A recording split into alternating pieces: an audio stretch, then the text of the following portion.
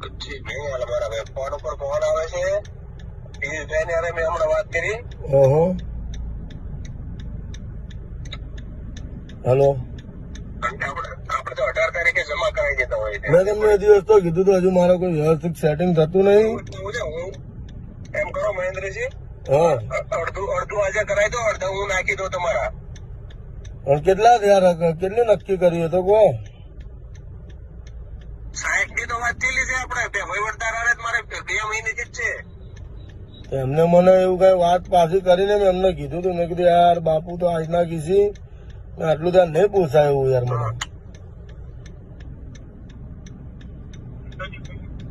તમે અત્યારે એમ કરો, મારે સાંભળો, અત્યારે 30 જેવા કરાવી દો.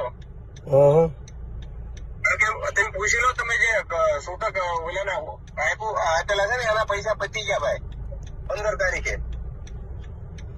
ચલો હું વાત કરી લો, પતી ગયા. હું વાત કરી લઉં તમને 10-15 મિનિટ પાછો કોલ કરું. ચલો વાત કરી કેવો, કારણ કે અત્યારે જમા કરવાનું છે ભાઈ. હું તો રજા ઉપર છું, મારા ફોન ઉપર ફોન નથી આવે. હા તો વાંધો નહીં, ચલો હું કોલ કરું તમને.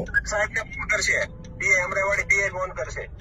હા તો વાંધો નહીં, હું વાત કરી લઉં. ચલો હા, એટલે અડધું પડતું કરાવો, અડધા હું નાખી દઉં છું એમ કરીને કરાવો.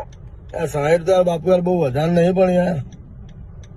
અરે 60 ના કહેવાય તો પિયુષભાઈ પૂછી લો, 60 હોય નહીં. આ તો 60 કર્યા ભાઈ મારા ભાઈ.